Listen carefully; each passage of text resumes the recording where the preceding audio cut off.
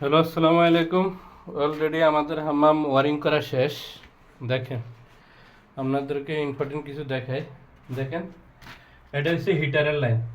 যে কোনো জাত কাম করবেন এই জিনিসটা সিধারে আনার চিন্তা ভাবনা করবেন, কি একটা উপরে একটা নিচে, এটা নো লেভেল রাখবেন।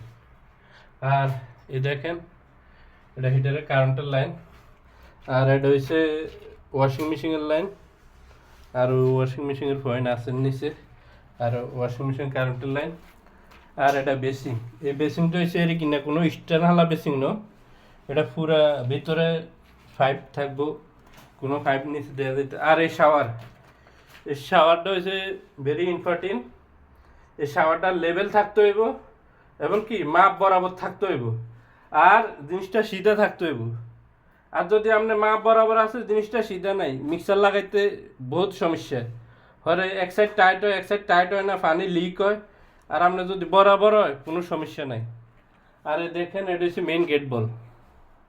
ওকে, আগে হিটার ইয়ানো আসিল সান, এই জায়গায় গোসল করতো, এখন আমি ওই জায়গায় চেঞ্জ করে নিছি। আর আরেকটা জিনিস কি, এটা হচ্ছে হামামের সেট আপ, ওটা হচ্ছে হামামের টাঙ্কির।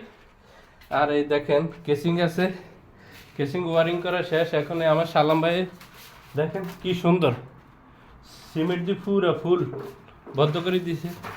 এটা হচ্ছে কেসিংয়ের মিক্সারের লাইন। দেখেন জিনিসটা একদম লেভেল লেভেল রাখবেন, সিধা রাখবেন, মিক্সার লাগাইতে কোনো সমস্যা হইতো না। আর যদি আপনার লেভেলটাই এলবু সিধা নাই, তাহলে মিক্সার লাগাইতে সমস্যা হবে। দেখেন একদম বরাবর সিধা। দেখেন পুরো কামটা শেষ, ওয়ারিং করা শেষ। হ্যাঁ, মারি দিন। ওকে, আল্লাহ হাফেজ।